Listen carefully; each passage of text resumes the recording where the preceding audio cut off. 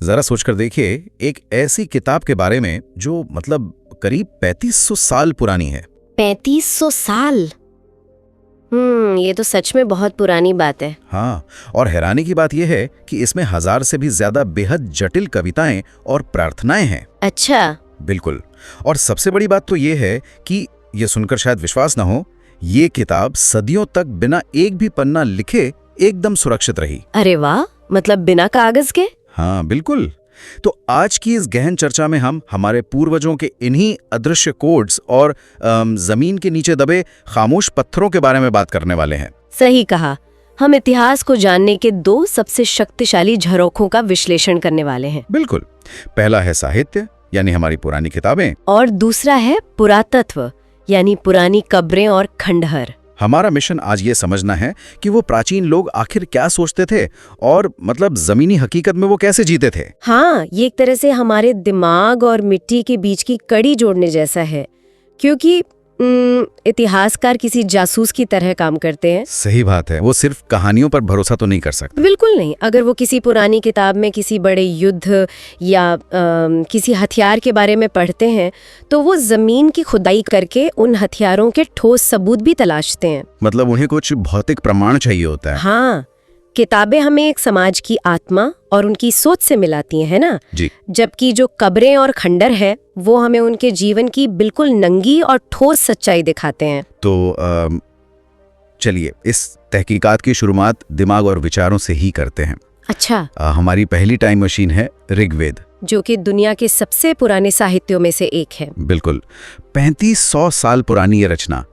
लेकिन जो बात सबसे ज्यादा हैरान करती है वो ये कि उस समय कोई कागज नहीं था। हाँ, कोई प्रिंटिंग प्रेस भी नहीं थी। और तो और कोई लिपि भी विकसित नहीं हुई थी, मतलब लिखने का कोई तरीका ही नहीं था। तो ये सब सहेजा कैसे गया? यही तो, अगर आज की तकनीक की भाषा में कहें तो ये एक बहुत बड़ा वायरलेस डेटा ट्रांसफर था। Wireless data transfer? हाँ, क्योंकि आचार्यों ने अपने शिष्यों को पूरी की पूरी किताब सिर्फ बोलकर और सुनकर याद करवाई। बिल्कुल सही कहा। इसे श्रुति परंपरा कहा जाता है। श्रुति यानी जो सुना गया हो। अच्छा, श्रुति। हाँ, और ऋग्वेद की प्रार्थनाओं को सूक्त कहते हैं, जिसका मतलब होता है अच्छी तरह बोला गया। एक मिनट, यहाँ एक बात कुछ हजम नहीं होती। क्या हुआ? मतलब इंसानी याददाश्त तो बहुत कमजोर होती है ना। हाँ। हम सुबह का पढ़ा शाम को भूल जाते हैं। हाँ, ये तो है। या फिर वो टेलीफोन गेम की तरह होता है। हाँ। बात एक इंसान से दूसरे इंसान तक पहुंचते पहुंचते पूरी तरह बदल जाती है। बिल्कुल, कुछ का कुछ हो जाता है। तो ऐसा कैसे मुमकिन है कि एक पूरे समाज ने हजारों श्लोकों को पीढ़ी दर पीढ़ी बिना किसी गड़बड़ी के याद रखा? क्या उनके पास कोई मतलब एरर करेक्शन या डेटा को सुरक्षित रखने का तरीका था? ये एक बहुत ही शानदार सवाल है और इसका जवाब उनके उच्चारण के विज्ञान में छिपा है। उच्चारण का विज्ञान? हाँ, उन्होंने सिर्फ शब्दों को याद नहीं किया, बल्कि शब्दों को बोलने के तरीके, उनके स्वर और लय के बहुत कड़े नियम बनाए। अच्छा, मतलब सिर्फ रटना नहीं था? बिल्कुल नहीं। उन्होंने पाठ करने के अलग अलग तरीके बनाए, जैसे जटा पाठ और घन पाठ। ये जटा पाठ और घन पाठ क्या होते हैं? इनमें शब्दों को आगे पीछे करके कई बार दोहराया जाता है। ये बिल्कुल किसी आधुनिक कंप्यूटर के एरर करेक्शन कोड की तरह काम करता था। अरे वाह, ये तो बहुत ही उन्नत तरीका था। हाँ, अगर कोई एक शब्द भी गलत बोलता तो पूरी कविता की लय टूट जाती और गलती तुरंत पकड़ी जाती। मतलब कोई भी गलती छिप नहीं सकती थी। बिल्कुल। इसी वजह से हजारों सालों तक इन सूक्तों में कोई बदलाव नहीं आया। ये तो वाकई इंसानी दिमाग की क्षमता का एक अद्भुत उदाहरण है। अब अगर इन सूक्तों के अंदर झांकें तो इनमें मुख्य रूप से 3 देवताओं का जिक्र बार बार आता है: अग्नि, इंद्र और सोम। हाँ, और इन देवताओं का चुनाव ही ये बता देता है कि उस समय के लोगों की सबसे बड़ी जरूरतें क्या थीं। अच्छा, वो कैसे? देखो, सबसे पहले है अग्नि, यानी आग के देवता। उस समय घने जंगलों को साफ करने, खाना पकाने और सर्दियों में बचने के लिए आग सबसे जरूरी तकनीक थी। हाँ, आग के बिना तो जीवन बहुत मुश्किल था। दूसरे हैं इंद्र, जिन्हें युद्ध और बारिश का देवता माना गया। अब एक ऐसा समाज जो लगातार नए इलाकों में जा रहा था, उसे एक योद्धा देवता की तो जरूरत थी ही ना। बिल्कुल, अपने लोगों की रक्षा के लिए। और तीसरे हैं सोम, जो एक खास तरह का पौधा था। इससे एक विशेष पेय बनाया जाता था जो शायद उन्हें ऊर्जा देता था या अनुष्ठानों में इस्तेमाल होता था। मतलब उनकी जो प्रार्थनाएं थीं वो सीधे तौर पर उनके रोजमर्रा के संघर्षों से जुड़ी थी। एकदम सही। लेकिन इन प्रार्थनाओं के शब्दों में ना एक और बहुत गहरा रहस्य छिपा है। वो क्या? जब कोई वैदिक संस्कृत के शब्दों को ध्यान से देखता है तो एक बहुत बड़ा भाषाई कनेक्शन सामने आता है। फारसी में ये मादर है। बिल्कुल। तो ये समानता कोई इत्तेफाक तो नहीं हो सकती? नहीं, ये कोई इत्तेफाक नहीं है। भाषाएं असल में एक जैविक परिवार की तरह होती हैं। जैविक परिवार? हाँ, संस्कृत जो है वो भारोपीय यानी इंडो यूरोपियन भाषा परिवार का एक अहम हिस्सा है। अच्छा, तो ये सब एक ही परिवार से हैं? बिल्कुल। इन शब्दों की समानता ये साबित करती है कि हजारों साल पहले इन सभी भाषाओं को बोलने वाले लोगों के पूर्वज शायद किसी एक ही इलाके में रहते होंगे। और शायद एक ही मूल भाषा बोलते होंगे। सही कहा। फिर जैसे जैसे वो दुनिया के अलग अलग हिस्सों में फैले, उनकी भाषा भी बदलती गई। लेकिन कुछ मूल शब्द बच गए। हाँ, वो शब्द एक भाषाई जीवाश्म या फॉसिल की तरह बच गए। वैसे भारत में ही द्रविड़ भाषा परिवार भी है, जैसे तमिल और तेलुगु। और पूर्वोत्तर में तिब्बत बर्मा परिवार की भाषाएं हैं। बिल्कुल सही। ये तो ऐसा है जैसे हमारे रोजमर्रा के शब्द हजारों साल पुराने एक अदृश्य धागे से बंधे हुए हैं। बहुत ही खूबसूरत तरीके से कहा आपने। तो ऋग्वेद के इन शब्दों से हमें उनकी सोच और उनकी भाषा की जड़ें तो समझ आ गईं। जी अकीला। लेकिन जब हम इस समाज के भूगोल और अर्थव्यवस्था की बात करते हैं तो कई पुरानी धारणाएं टूट जाती हैं। वो कैसे? अक्सर हम मानते हैं कि भारतीय सभ्यता में गंगा और यमुना नदियां हमेशा से केंद्र में रही हैं ना। हाँ, आज के समय में तो यही सबसे महत्वपूर्ण मानी जाती हैं। लेकिन ऋग्वेद में गंगा और यमुना का नाम सिर्फ एक बार आया है। सिर्फ एक बार? हाँ, इसके उलट सिंधु, व्यास और सतलुज जैसी नदियों का गुणगान हर जगह है। ऐसा क्यों? इसके पीछे का कारण बहुत ही तार्किक है। ऋग्वेद की रचना जिस दौर में हुई, उस समय इस सभ्यता का जो भौगोलिक दायरा था वो मुख्य रूप से भारतीय उपमहाद्वीप के उत्तर पश्चिमी हिस्से तक सीमित था। अच्छा, तो वो अभी गंगा के मैदानों तक पहुंचे ही नहीं था। बिल्कुल। सिंधु और उसकी सहायक नदियां ही उनके जीवन की जीवन रेखा थीं। इसलिए स्वाभाविक रूप से उन्हीं नदियों को देवियों की तरह पूजा गया। हाँ, जिन्हें वो रोज देखते थे और जिन पर उनका जीवन निर्भर था। एकदम सही। ये तो भूगोल की बात हुई। लेकिन अर्थव्यवस्था का क्या? आज के दौर में जमीन, सोना या शेयर बाजार को सबसे बड़ी संपत्ति माना जाता है। हाँ, आज तो यही सब चलता है। तो क्या उस समय भी सोने चांदी को ही असली दौलत माना जाता था? बिल्कुल नहीं।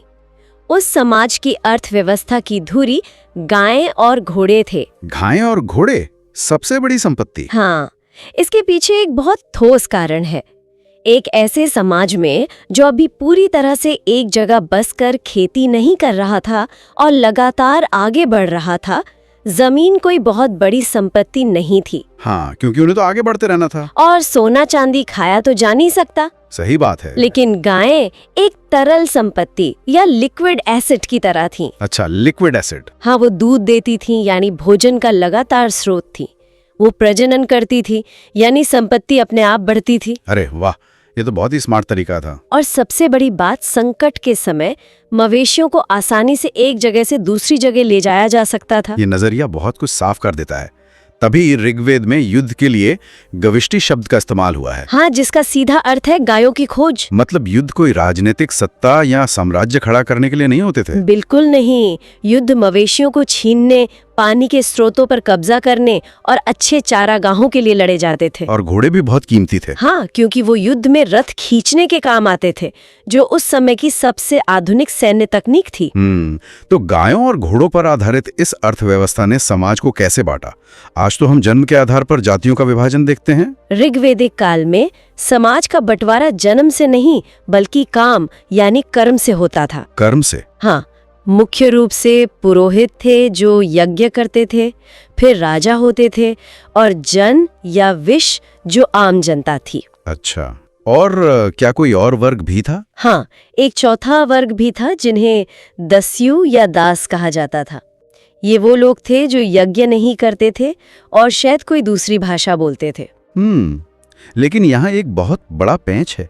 क्या पेंच है? जब हम राजा शब्द सुनते हैं तो दिमाग में मुकुट, विशाल महल और बड़ी सेनाएं आती हैं। हाँ, स्वाभाविक है। लेकिन मैंने पढ़ा है कि इन ऋग्वैदिक राजाओं के पास ऐसा कुछ नहीं था। बिल्कुल कुछ नहीं था। बिना महल और बिना सेना के कोई राजा कैसे हो सकता है?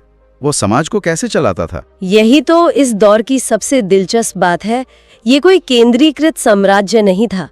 राजा असल में एक कबीले का सरदार होता था। अच्छा, कबीले का सरदार। हाँ, उसे उसकी बहादुरी और युद्ध कौशल के लिए एक सभा द्वारा चुना जाता था।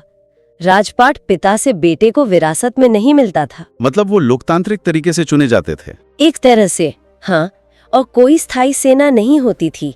जब युद्ध होता तो आम नागरिक ही हथियार उठा लेते थे। और जीती हुई संपत्ति का क्या होता था? जो भी संपत्ति, जैसे गायें जीती जाती थीं, उसे सरदार, पुरोहित और आम जनता के बीच बांट दिया जाता था। बिना महल और बिना सेना वाले राजा जो गायों के लिए युद्ध करते थे। बहुत ही अलग तस्वीर है ये। हाँ, बहुत अलग। किताबों ने हमें उनके विचारों का ये पूरा ताना बाना तो समझा दिया, लेकिन ये सिर्फ आधी तस्वीर है। बिल्कुल। विचारों से निकलकर अब जमीन पर आने का वक्त है। चलिए इतिहास की दूसरी टाइम मशीन का दरवाजा खोलते हैं। पुरातत्व और खामोश कब्रें। हाँ, महापाषाण काल का नाम यहाँ सबसे पहले आता है। महापाषाण यानी बड़े पत्थर। करीब 3000 साल पहले दक्कन, दक्षिण भारत, पूर्वोत्तर और कश्मीर में कब्रों के ऊपर विशाल पत्थर लगाने की प्रथा शुरू हुई। और ये कोई साधारण काम नहीं था। हाँ, इतने बड़े पत्थर। बिल्कुल। अगर इसके पीछे की पूरी प्रक्रिया को समझें तो ये एक बहुत बड़ा सामुदायिक प्रोजेक्ट था। मतलब पूरा समुदाय मिलकर काम करता था। हाँ, मीलों दूर से भारी भरकम पत्थरों को बिना पहिए या आधुनिक मशीनों के खींचकर लाना, उन्हें तराशना और फिर कब्र के चारों ओर एक खास क्रम में खड़ा करना। ये तो बहुत मेहनत का काम रहा होगा। बिल्कुल। ये दर्शाता है कि मृत्यु उनके लिए कोई साधारण घटना नहीं थी। ये एक बहुत बड़ा अनुष्ठान था जिसमें पूरा कबीला शामिल होता था। इन कब्रों के डिजाइन में सिस्ट कब्रें बहुत अनोखी हैं। हाँ, सिस्ट कब्रें। इनमें बड़े पत्थरों का एक बक्सा बनाया जाता था जिसमें एक पोर्ट होल या सुराख होता था। सही कहा। ये सुराख मुझे किसी पारिवारिक वीआईपी एंट्री गेट की तरह लगता है। ये उपमा काफी हद तक सही है। उस सुराख का मकसद यही था कि परिवार के किसी दूसरे सदस्य की मृत्यु होने पर उसके शव या हड्डियों को बाद में उसी कब्र में रखा जा सके। लेकिन इसके पीछे की भावना क्या थी? ये सिर्फ सहूलियत की बात नहीं थी। ये परिवार और वंश को मृत्यु के बाद भी एक साथ जोड़े रखने की बहुत गहरी सामाजिक सोच थी।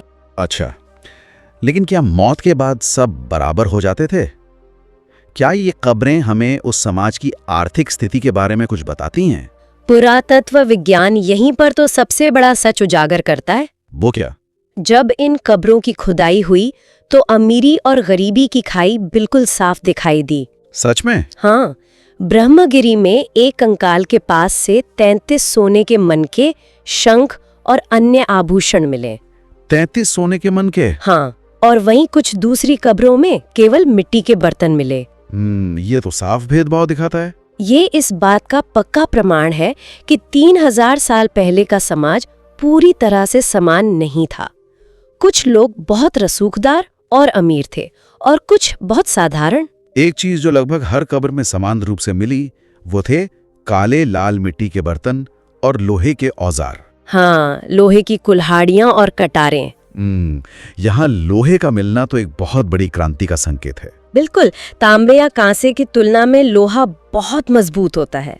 लोहे की कुल्हाड़ियों की मदद से ही इन लोगों ने घने जंगलों को साफ किया होगा और कृषि के लिए नई जमीनें तैयार की होंगी। सही बात है। और हथियारों के साथ दफनाया जाना ये बताता है कि वो पारलौकिक जीवन या आफ्टर लाइफ में विश्वास करते थे। अच्छा, उनका मानना था कि मरने के बाद भी इंसान को भूख लगती है और उसे अपने औजारों की जरूरत पड़ती है। बिल्कुल। तो अगर महापाषाण कब्रें हमें समाज के व्यापक बंटवारे को दिखाती हैं, तो क्या हमारे पास किसी एक विशिष्ट वीआईपी इंसान की कब्र का भी कोई उदाहरण है? हाँ, बिल्कुल है। इसके लिए हमें इनाम गांव की ओर चलना होगा। इनाम गांव? हाँ, ये महाराष्ट्र में भीमा नदी की सहायक नदी घोड़ के किनारे बसा एक पुरातात्विक स्थल है। करीब 3600 से 2700 साल पहले यहाँ एक बस्ती थी। बिल्कुल। और यहाँ एक ऐसी कब्र मिली जिसने पुरातत्वविदों को चौंका दिया। मैंने इसके बारे में पढ़ा है। बस्ती के बीचों बीच एक बहुत बड़ा 5 कमरों वाला घर था। हाँ। और उसी घर के आंगन में एक 4 पैरों वाले बड़े से मिट्टी के संदूक में एक व्यक्ति को दफनाया गया था। सही कहा। उस शव को बिल्कुल सीधा, पैर मोड़कर और सिर को हमेशा उत्तर दिशा की ओर करके रखा गया था। ये कब्र अपने आप में कहानी है। देखो, 5 कमरों का घर उस समय बहुत दुर्लभ था। मतलब वो कोई बहुत ही खास इंसान रहा होगा। इससे साफ पता चलता है कि वो व्यक्ति उस बस्ती का सरदार या मुखिया रहा होगा। और उसे घर के अंदर दफनाने की प्रथा क्या दर्शाती है? ये दर्शाता है कि मुखिया को मृत्यु के बाद भी बस्ती के केंद्र में ही रखा गया, शायद ये सोचकर कि वो अभी भी उन पर नजर रख रहा है या उनकी रक्षा कर रहा है। अच्छा, ऐसा विश्वास था। वैसे इनाम गांव के लोग गेहूं, जौ और चावल की खेती भी करते थे। और जानवरों की हड्डियों पर मिले काटने के निशान बताते हैं कि वो शिकार भी करते थे। बिल्कुल। इन कब्रों में कंकालों को जिस सटीकता से और खास दिशा में रखा गया है, ये दिखाता है कि इन लोगों का मानव शरीर और मृत्यु के साथ बहुत गहरा संबंध था। हाँ, ये उनके लिए कोई डरने वाली चीज नहीं, बल्कि जीवन का एक स्वाभाविक हिस्सा था। और शरीर को इस तरह करीब से देखने और समझने की ये परंपरा यही नहीं रुकी, ये सदियों बाद एक पूरे विज्ञान में बदल गई। मुझे लगता है आप महर्षि चरक की ओर इशारा कर रहे हैं। बिल्कुल सही। करीब 2000 साल पहले महर्षि चरक ने चिकित्सा शास्त्र पर एक महान ग्रंथ लिखा, चरक संहिता। हाँ, आयुर्वेद का बहुत बड़ा ग्रंथ। लेकिन इसमें एक बहुत ही हैरान करने वाला दावा है। वो क्या? आज का आधुनिक विज्ञान साफ तौर पर कहता है कि एक वयस्क मानव शरीर में 206 हड्डियां होती हैं। हाँ, ये तो हम सब जानते हैं। लेकिन चरक ने अपनी किताब में लिखा कि मानव शरीर में 360 हड्डियां होती हैं। इतनी बड़ी गिनती की चूक कैसे हो सकती है? असल में ये कोई चूक नहीं थी। चूक नहीं थी? नहीं, ये उनके बारीकी से किए गए अवलोकन का नतीजा था। महर्षि चरक ने सिर्फ लंबी और मुख्य हड्डियों को ही नहीं गिना था। अच्छा, तो उन्होंने और क्या गिना? उन्होंने दांतों को, जोड़ों को और कार्टिलेज यानी उन मुलायम हड्डियों को भी अलग अलग गिना था जो जोड़ों के बीच होती हैं। अरे वाह! हाँ, जब इन सभी को जोड़ा जाता है तो संख्या 360 के करीब पहुंच जाती है। सोचिए, बिना किसी एक्सरे मशीन के शरीर की इतनी बारीक समझ होना। ये बताता है कि प्राचीन भारत में शरीर रचना विज्ञान का स्तर कितना उन्नत था। सच में, ये ज्ञान रातों रात नहीं आया। ये सदियों तक शवों को दफनाने और मानव शरीर को करीब से समझने का ही नतीजा था। बिल्कुल। विज्ञान और इतिहास का ऐसा संगम वाकई रोंगटे खड़े कर देता है। हाँ, बहुत अद्भुत है। अब तक हमने ये देखा कि भारत में कैसे मौखिक रूप से वेद रचे जा रहे थे, कैसे महापाषाण काल के लोग लोहे का उपयोग कर रहे थे, और कैसे समाज के मुखियाओं को दफनाया जा रहा था। लेकिन मानव विकास कोई एक सीधी रेखा तो है नहीं। नहीं, बिल्कुल नहीं। ये जानना बहुत दिलचस्प होगा कि ठीक इसी समय यानी करीब 3500 साल पहले दुनिया के दूसरे हिस्से में क्या चल रहा था। हाँ, ये तुलना बहुत जरूरी है। अगर हम चीन की सभ्यता पर नजर डालें तो क्या वहां भी ऐसा ही कुछ हो रहा था? चीन का उदाहरण इतिहास को एक बिल्कुल नया आयाम देता है। वो कैसे?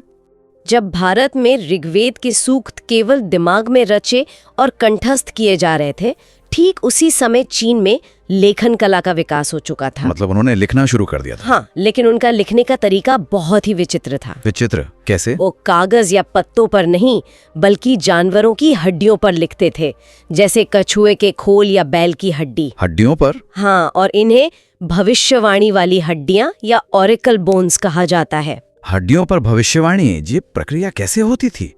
ये तो किसी जादू टोने जैसा लगता है। ये कुछ हद तक जादू टोना था और बहुत हद तक राजनीतिक शक्ति का प्रदर्शन था। राजनीतिक शक्ति? हाँ, चीन के राजा अपने भविष्यवक्ताओं से उन हड्डियों पर सवाल लिखवाते थे। कैसे सवाल? सवाल राज्य की चिंताओं से जुड़े होते थे, जैसे क्या इस साल बारिश अच्छी होगी, क्या हम आने वाला युद्ध जीतेंगे, या क्या राजा को बेटा पैदा होगा। और फिर जवाब कैसे मिलता था? सवाल लिखने के बाद उन हड्डियों को तेज आग में डाल दिया जाता था। आग में? हाँ, आग की भयंकर गर्मी से हड्डियों में चटकने के कारण दरारें पड़ जाती थीं। अच्छा। भविष्यवक्ता उन दरारों के आकार और दिशा को देखकर भविष्य बताते थे।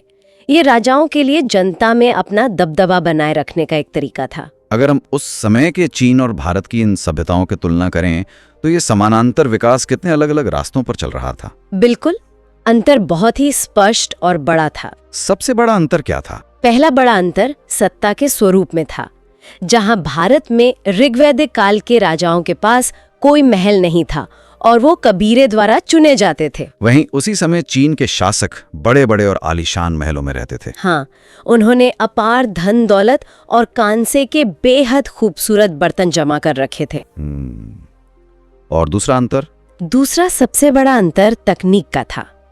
जहां चीन के लोग उस समय लोहे के उपयोग से पूरी तरह अनजान थे और कांसे पर निर्भर थे, वहीं भारत के महापाषाण काल के लोगों के पास लोहे के औजारों और हथियारों का भरपूर ज्ञान और उपयोग था। बिल्कुल सही। एक तरफ बिना महल के राजा जो लोहे से जंगल काट रहे हैं, और दूसरी तरफ भव्य महलों में बैठे राजा जो आग की दरारों में बारिश का भविष्य खोज रहे हैं। ये विरोधाभास बहुत ही रोचक है। इतिहास की ये दो अलग अलग तस्वीरें ये साबित करती हैं कि मानव समाज ने अपनी जरूरतों के हिसाब से अलग अलग रास्ते चुने। बिल्कुल सही। और यही कारण है कि इतिहास सिर्फ तारीखों की एक सूची नहीं है। तो फिर क्या है? ये एक जटिल पहेली है। जब हम सिर्फ पुरानी किताबें पढ़ते हैं तो हमें अपने पूर्वजों की आत्मा, उनके डर और उम्मीदें तो समझ आ जाती हैं, लेकिन उनका असली खुरदरा जीवन नहीं दिखता। सही कहा।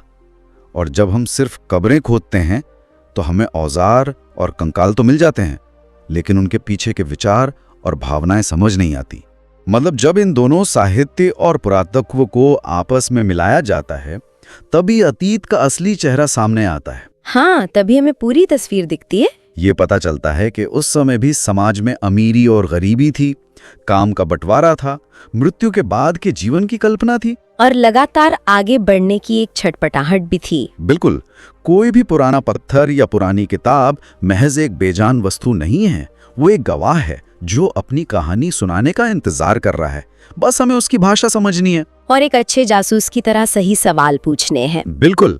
सही सवाल पूछने की इसी बात पर इस गहन चर्चा को एक रहस्यमय सवाल के साथ यहीं रोकते हैं। कौन सा सवाल? ये एक ऐसा विचार है जो इतिहास को एक नए नजरिए से देखने पर मजबूर करता है। जरा सोच कर देखिए। हाँ? अगर भविष्य में हजारों साल बाद किसी पुरातत्वविद को खुदाई के दौरान एक ऐसी कब्र मिले जिसमें एक इंसान के कंकाल के साथ लोहे की एक भारी कुल्हाड़ी और घोड़े का साजो सामान दफन हो, दिलचस्प। तो वो क्या निष्कर्ष निकालेगा? क्या वो कंकाल किसी साधारण किसान का माना जाएगा जिसने कुल्हाड़ी से जंगल साफ किए, या फिर वो किसी योद्धा का कंकाल होगा, या शायद वो कोई कबीले का सरदार था जो युद्ध में घोड़े पर सवार होकर अपनी लोहे की कुल्हाड़ी से दुश्मनों का सामना करता था। ये सच में सोचने वाली बात है। ये एक ऐसी पहेली है जो साबित करती है कि जमीन में दबी हर चीज के कई मतलब हो सकते हैं और असली इतिहास हमेशा नई तहकीकात की मांग करता है। बिल्कुल सही बात है। तो इस विचार के साथ हम आज की चर्चा यहीं समाप्त करते हैं। और जैसा कि हमेशा कहा जाता है, अगर वीडियो अच्छा लगे तो लाइक, शेयर और चैनल को सब्सक्राइब जरूर करें।